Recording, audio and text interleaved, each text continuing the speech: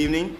Today, at the board's direction, we are here to present potential options to address the immediate, mid-range, and long-term relief of our high school overcrowding.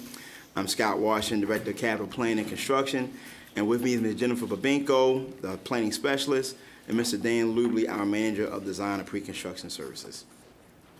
Next slide, Jen. Okay. At the June 7th board meeting, the superintendent made a recommendation in the feasibility study. While a number of factors were considered, in the end, the recommendation was no boundary adjustments at this time, continue to monitor the Jump Start program, possible grade reconfigurations, as well as adjustments in both the capacity and delivery of upcoming elementary schools, modifications to procedures and tools for enrollment projections, as well as a policy 60-10 review.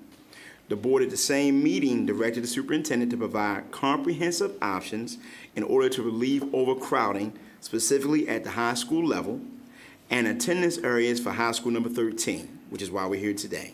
So at this time, I'm going to turn the presentation over to Ms. Babenko, who will begin to discuss these items in more detail.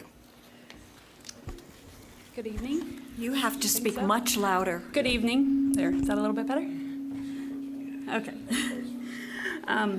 So let's go ahead and take a look at the concerns that prompted the board's action requesting us to return with options for high school overcrowding.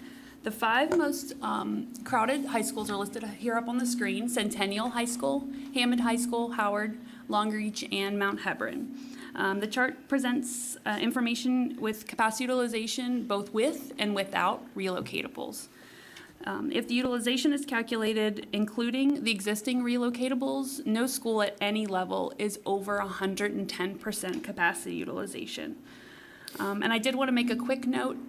All of the schools are staffed. The teacher-student ratio is staffed the same regardless of the enrollment or the capacity utilization of a school. So if a school is crowded, it doesn't mean the classroom is crowded. It means that the school has more teachers. Strategies that we currently have in place to deal with high capacity utilization include relocatables. We did look into it, and we use, Howard County Public School System does use relocatables at a similar rate as other jurisdictions in Maryland. Other jurisdictions have up to 500 relocatable classrooms countywide. Also, to convert the existing relocatable fleet, it would cost approximately $150 million over 5 years on top of the existing capital budget. That's to build brick and mortar to replace the existing relocatable fleet. Another strategy that we already have in place is Jump Start and allowing students to open enroll from Howard, Longreach, and Centennial into either Oakland Mills or River Hill. Also, in school year 17-18, 12 to 14% of the student population at Howard, Centennial, or Longreach was outside of the building for at least part of the day. They were out for perhaps ARL, classes at ARL, also student work or internships. New seats are also, of course, planned at, for new high school, number 13, as well as the Hammond High School renovation in addition. So here are some of the opportunities that we have to, that could provide relief to crowded schools. These concepts use existing facilities, and some could be used concurrently, although others not necessarily, because some ideas use the existing capacity in different ways. So we'll go ahead and start here with Jump Start. Based on the board's motion last November, the Jump Start will be implemented this year. Approximately 500 students are enrolled to participate in the program, and about half of those students are enrolled from Centennial, Howard, or Longreach, so they will be out of district. Many registrants are rising 9th graders, and we do expect trailing siblings to participate. For example, at Longreach, we are looking to see we are projecting approximately 107% capacity utilization as opposed to 115% is what we would have projected without Jump Start. So we are seeing relief at the sending schools. We are looking to continue, improve, and possibly expand Jump Start after the program is initiated and we're able to do analysis. Okay. Boundary adjustments is one option. They offer immediate guaranteed relief in the year of implementation. In the feasibility study, boundary adjustments were recommended for school year 23-24 to align with the opening of new high school 13. This allows for the least disruption possible, not moving the same neighborhoods twice in 5 years. There would be no capital and minimal operating costs associated with boundary adjustments. Any changes at Howard, Oakland Mills, or Long Reach before school year 23-24 could impact homes that will be considered for movement in 2023-24 with the opening of new high school. So there is no guarantee that we can give that if there were boundary adjustments in the 19-20 school year, that they wouldn't affect those same families again in 23-24. Additionally, the board has requested changes to policy 6010, and the review is under process. As defined by the existing policy, we have not begun the boundary line review process. So we don't have an attendance area committee. We haven't begun public participation, regional meetings, things like that.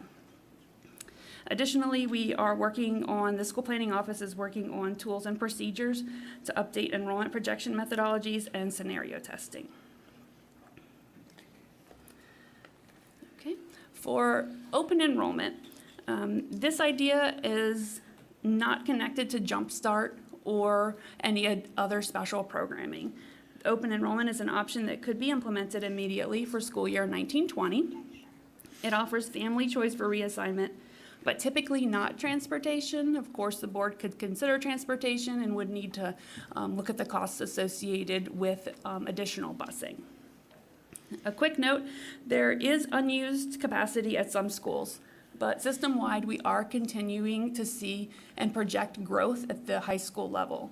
So by 2023, we are projecting that the system-wide high school capacity utilization will be above 110%. That means by that point, there is no redistricting or open enrollment plan that would get all high schools under 110%. We do think that open enrollment has the potential to provide relief to overcrowded schools and more fully utilized schools that are underused.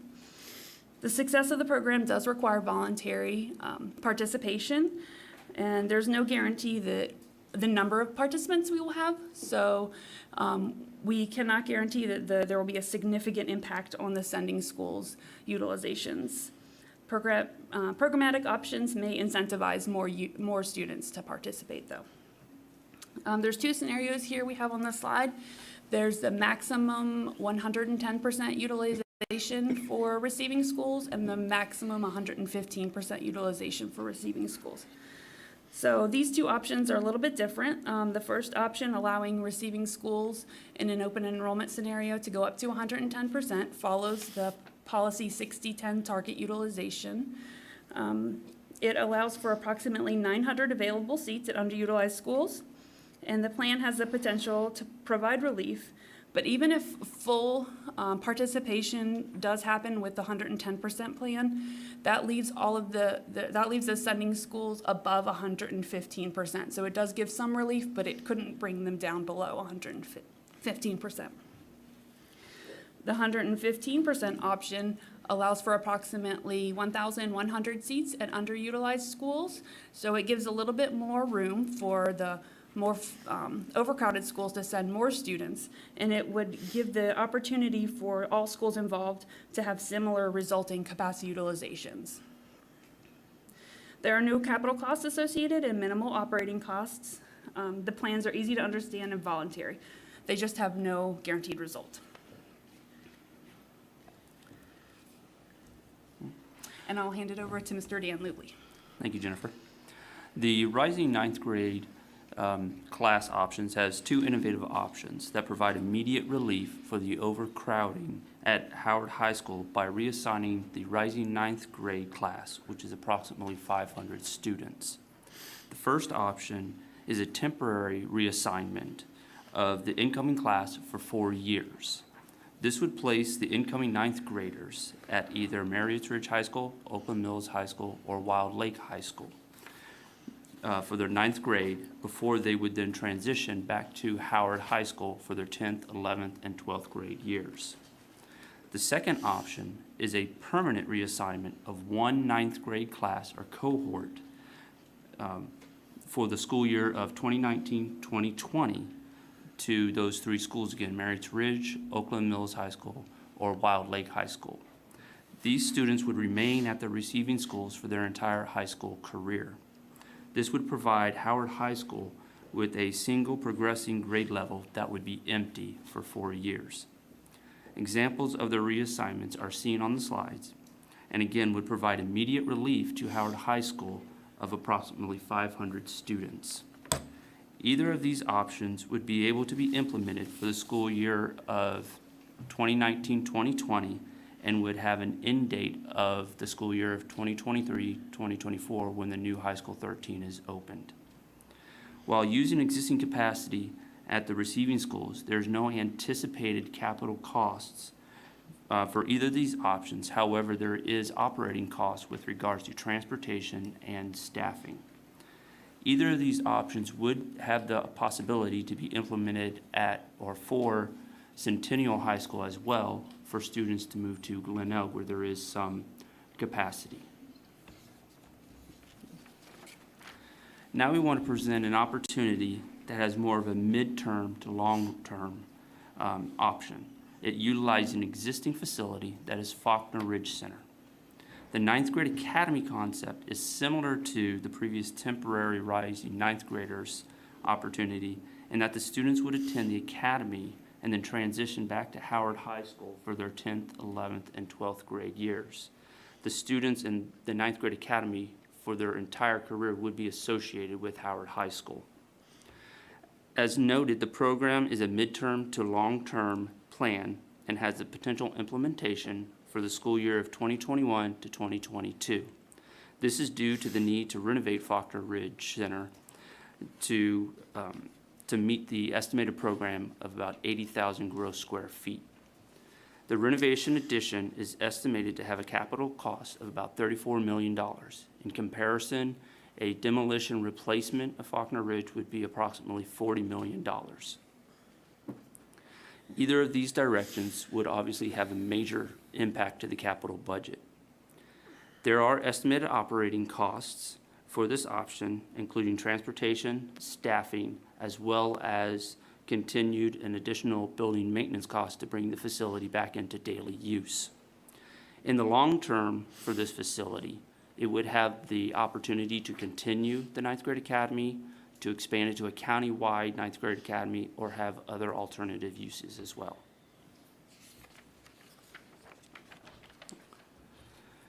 As we noted previously, the opportunities have been presented tonight vary in the immediacy in the implementation timeline.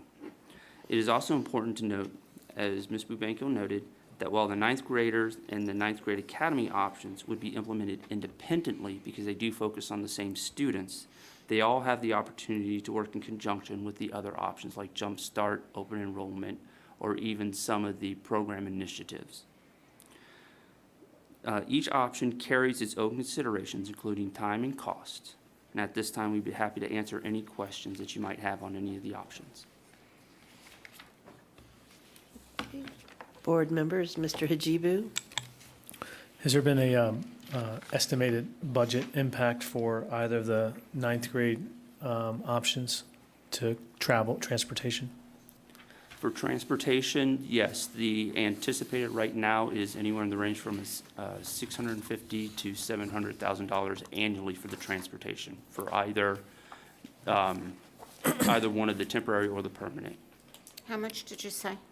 About $650,000 to $700,000 annually. And that is just for transportation, not for any of the staff costs. I understand. And to be clear, the for a given neighborhood, 2 buses would be traveling to that neighborhood, the 10th, 11th, and 12th graders who are going to go to Howard, and the 9th graders that are going to go over there. That is correct, sir. And that's where this number comes from. Yes. Okay, thank you. Ms. French?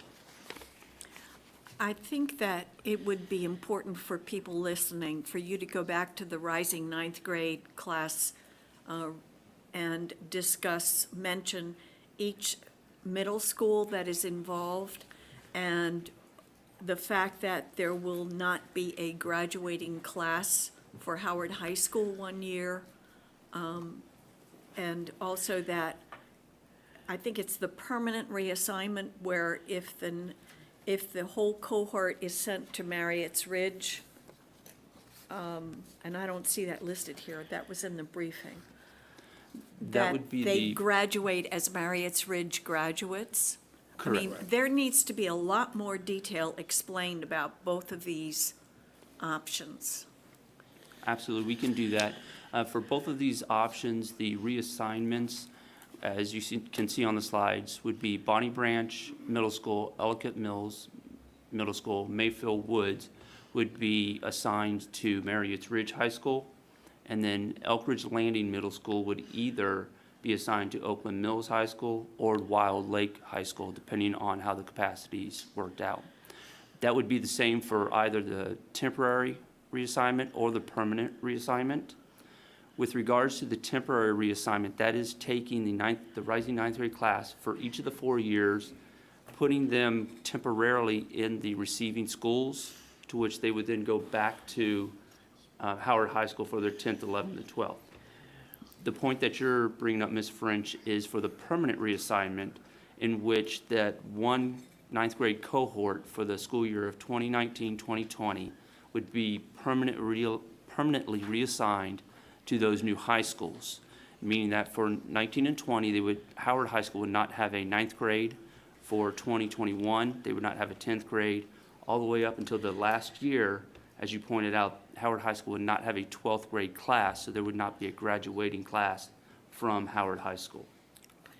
And those students, as you mentioned, would graduate with their permanent schools. So with the temporary reassignment, for each year before high school 13 opens, it would be the next ninth grade. That is correct. Okay, so that means that teachers who teach ninth grade would be reallocated to the other schools. They would not teach at Howard. Okay, Correct. gotcha. Okay, Ms. Delmont Small? Thank you. I'm going to take a little bit of a different approach. And I think part of the challenge we're having as a community and we're having as a board is that when we look at making these decisions, we are doing a lot of short-term decision-making. And that we all can agree that we have schools where we have too many students and schools where we don't have, where we have capacity. Unfortunately, they're not next door to each other. We as a community, we haven't had a discussion of what do we want our school system to look like from the perspective of what do we want in our buildings? Where do we want our building? How do we want to deal with this? Because whether we like it or not, there are going to be fluctuations in population. We cannot stop that. So the question becomes, we've used relocatables, I'm going to guess here, that in the beginning, they were being used as a short-term fix. I think we have gone beyond the short-term fix when it comes to relocatables. We hear from the community, this isn't necessarily something we want to do.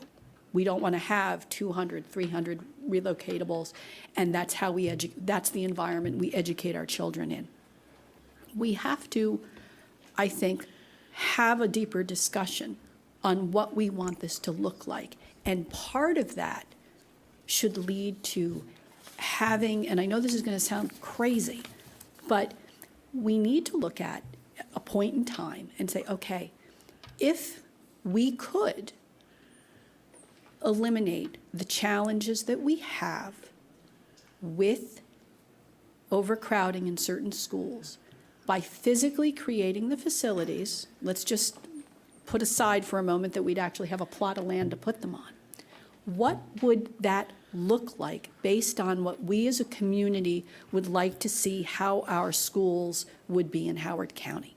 Because then we'd have a baseline and say, okay, in a perfect world that doesn't exist, this is what we would have to do. We'd have to build this many schools, this is how long it would take, this is what we think, the projections will be. And part of the reason why I'm bringing this up is because we have heard more than once from individuals in the George Howard building who have said something to the effect of, well, you knew the development was coming.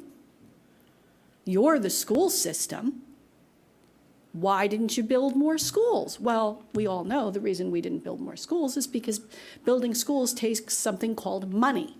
And approval. And approval. From the And state. it's not, they're not like little mushrooms. They can't just pop up where we need them. Because I think what we need to do is we have to get a baseline. Because I feel that as a board, we need to be able to go to the county and say, okay, you keep telling us, you knew, we knew. Okay, well, here you go. If we want to get rid of all of this and we want to have all children in brick and mortar, this is what it's going to look like. And oh, by the way, county, because you're trying to revitalize down in the Elk Ridge Savage area, this is what we would need there. Because right now, and my colleague says it a lot, we're going from crisis to crisis to crisis to crisis. I'm not saying that we would be able to do everything in whatever that vision is, but I think it would help settle things for people to understand this is what it would really take. And you know what? Unfortunately, we can't get there. But looking at that, it could help guide us as we move forward. Because I really feel as though this back and forth with, well, why didn't you do it? We don't have the money. You know what I'm saying? There is a disconnect between ourselves and our friends in the George Howard building. And I think we really need to put on I probably shouldn't say that. Don't. I won't. Be adults and look at how ugly and expensive this would be, and then all look at this and say, okay, we're going to have to make accommodations. We can't do this. This is not going to happen, or this could happen. And then how do we as a community say, okay, this is how we want to do it? Because we, as a board, we need to get community input, but it does come back. We're the ones that are going to have to make the decision. So Okay. That's So for fine. our purposes for tonight, what we need to do is decide if we're going to have a public hearing that includes feedback from the community on all of these options, or if the board has a fairly overwhelming consensus of, I guess overwhelming and consensus are sort of thought on absolutely positively, we don't want to do any, or one of these. Anybody have anything that you've already said it to yourself, absolutely no? Ms. Delmont Small, you already got to go, so I'm going to let Ms. French go. Oh, I already went as well. Didn't you just this second push your button again? I did, but I had already asked a question. Okay. I mean, all right, if asking your question, I feel as if your point is well taken, but that's the purpose of the 10-year plan in the capital budget.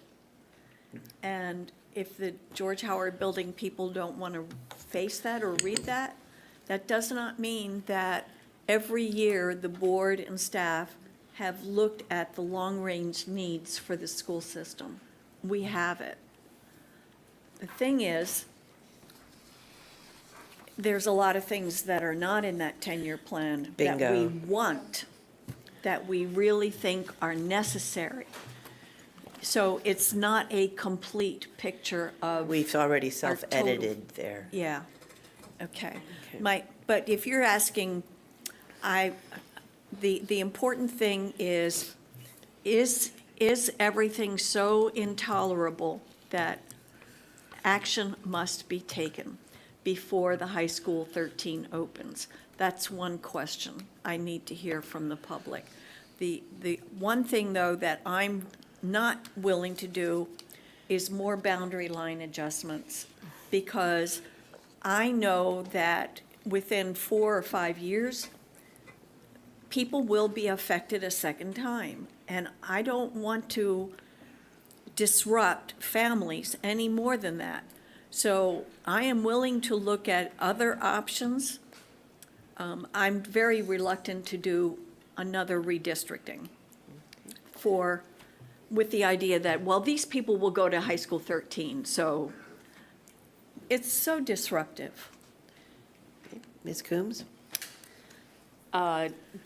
Despite Dr. Martirano's predilection for driving by Faulkner Ridge, I think that we should eliminate that. We have, as Ms. French mentioned, we have a capital budget. And if we were to do something with Faulkner, that would reset our entire plan. It would have to toss something out of the mix. And while I hate the fact that that building sits empty and useless, we have decided what our long-range plans are: Hammond renovation, Ellicott Mills, Talbot Springs replacement, and those are the priorities that we voted on as a board. So I think anything that has such a large capital impact is not responsible to the taxpayers. Dr. Altwerter? Well, I wouldn't agree with throwing out either of those options, and I would like to hear from the community on them. Either of them. Okay, this is French. Right. I mean, I think boundary adjustments may be wise if we do it with the projected perspective of which communities would likely be districted to high school 13. I think it could work. My preference is not necessarily that we have a mandated redistricting, but I would like to keep it on the table as an option and hear from the community. I also drive by Faulkner Ridge a lot, and it is a wasted resource right now. Here, Bess, thank you. Oh, my God, you agree. And it hurts my heart when I look at that building. It may be worth the investment. That does not mean, by the way, that I'm 100% sold on the academy, ninth grade academy. There are other ways that we could utilize that building possibly to alleviate some of the crowding without it being necessarily the academy. But the only one that I feel comfortable eliminating, and if others disagree, then I think we should put them all on the table, is moving ninth graders out for 1 year and then returning them to their home school. I think that's terribly disruptive. The kids look forward to the high school that they're going to graduate from, being able to participate in the sports and all the extracurricular activities, and I just think that would be way too disruptive. Okay. Ms. Ellis? I'm really looking forward to hearing from the community on these various options. I think that a lot of folks have said they love Howard High School. Right. Oh, yeah. With the crowded halls, but they love it. There might be ways so that students can still participate in some of the things they want to participate in, even though it is crowded, in terms of proms or homecoming, if they have them off-site so they can still participate. But I think we need to hear more from the community about what they might be willing to do, because once we make a decision, they will clearly express their opinions about it, so we might as well get that before we make a move. Okay, so it sounds like we don't have a clear eliminate, so we should set up our schedule for public hearings on all of these options and start moving forward. Does that sound like Ms. Delmont Small? Clarification. I've said before, our community is our greatest resource, and I definitely want to hear from the community, but I am hoping that the public hearing, they would not be limited to these. If someone else has a great idea. Oh, yeah, no, agree. no. Okay, I just want to Send make. them in. Yes, please, I send mean, them because in, we send don't, them we to us, don't we really want them. receive any emails of suggestions. No, I want to make sure that the Not community yet. understands. They were waiting to hear what we were going to say today about these suggestions. Okay. And yes, by all means, when you Thank you. come to public hearing, tell us, Or tell us before, send us an email. I do have Yeah. a question. Dr. If Altwerger. nobody else does. Just one question. You mentioned when you discussed the option of redistricting, boundary adjustments, you mentioned that we have no committee right now. And I'm worried about the timeline on this. And is it feasible to even consider this as an option, given the timeline? Or can we proactively, constitute a That's what we committee? already, we've discussed at great length that we weren't going to need another one because we were leaving the last one open. So, Also, the redistricting committee of the board, and everybody accepted their recommendations, was that there would not be an AAC committee anymore, that the plan would come from the superintendent, and then if he so choose, would get feedback from the public or the committee, but then, and if we did decide to go down the redistricting route, it would come to the board sooner and we would have more Yes. opportunity Okay. for, I just remembered that a lot of this was being discussed when Dr. Altwerger was lounging around in Dubrovnik, so, yeah. yeah. So you are, it's not a surprise. We'll let Okay. you have this one. Okay, so our plan is Ms. Hanks is going to create a schedule. Yeah, it's not going to be on on a board meeting night, because our board meetings for September are just jammed. And if this turns into a large public hearing, it will not work. So I'm looking at September 13th or the 27th at this time. The 13th is not a Friday, is it? Nope, they're both Thursdays. Tuesdays are good, too. Tuesdays are. May I ask, are we going to are we going to have a hearing on all of them at once? Or do you Yes, want to? it'll be a public Yes. hearing on redistricting, or on Options. I know. relieving high school overcrowding options. Yes. Okay. so Anything they want to talk about. I'm sorry, let me keep interrupting. I was just thinking that maybe we should break it into two, and, a hearing on options 1 and 2, and then hearings on options 3 and 4, because, You have lots and lots of free time, huh? no, I don't. And I don't at all. And that's what I'm concerned about, is that we are going to end up like we did last year with having to extend it anyway, because we could not get to everybody that showed up to We'll see how it- testify. we'll see how it So I'm goes. thinking, We'll see how I it think goes. we'll get an idea here pretty quickly. Yeah. Could I Yes, ask that Yes. the options that are being offered, could they be given a letter or a number Sure, Yes. with Let's the give them title so that colors. everyone One of them uses could the be the gray same option. sure, that's not a problem. label consistently? Yeah. And that one be added, do nothing, or just Yes. make it relocatables. And then when people sign up for public hearing, you can try to group them. Yes. that's what I Yeah, we meant. we'll come up with a plan to But list it it on the must be on the website, et cetera. Sorry. Yeah, we'll be there till 1 o'clock in the We morning. might. The drop dead would still be November 15th. Right. Again, because we have, whatever happens, we still need that time to prep for the following school year. So that would be the drop dead decision date. So you're Ms. Delmont suggesting what Small. dates? She's suggesting September 13th. September 13th or the 27th, we have a number of religious holidays in September that we have to I work won't around. be in town on the 13th. Okay. Well, how we about a also- Tuesday? we- Or any night? Well, we could do possibly the The sooner the better. 11th, September 11th. I'll be gone that whole week. Okay. If we cannot do the 18th because it's a religious holiday the next day.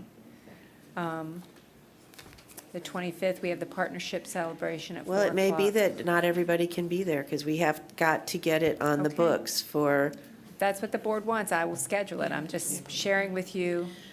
As it The being a public 27th. hearing, Ms. French, you can always watch it at your leisure What about the in 27th? easily digestible parts. Because we're getting, the more we push It's it too back, late. we're getting into, Right. we need it as soon as humanly possible. And what is wrong with the 18th? It's Yom Kippur. It Yom is. Kippur is on the 19th. Okay, So Alright. it sounds like September 11th, Tuesday, the 11th? sounds like a plan. Okay. If something comes up and it doesn't end up working out, you will coordinate that with Dr. Martirano? Yes, I will. Madam Chair? Yes. Quickly, I would just like to say, since the options that we're looking at impact a specific area of our county, The overcrowded part, yeah. the other overcrowded, well, no, yes, no, but what I'm saying is, as a board member, I would really like to make sure we hear from the people who this directly that area. impacts in this area. So can we send out an email to everyone, or just, I mean, we've got all this technology. Is there a way that we can make sure, because I really don't want anyone to come and say, well, I never knew. Understood. So They're gonna- can we work on a communication Someone plan? will always say I that. know they will, but I want to at least be able to sleep at night, knowing Okay. that All right, we need to, you guys are going to handle that, right? We can Yes. take Yes. that out. Great.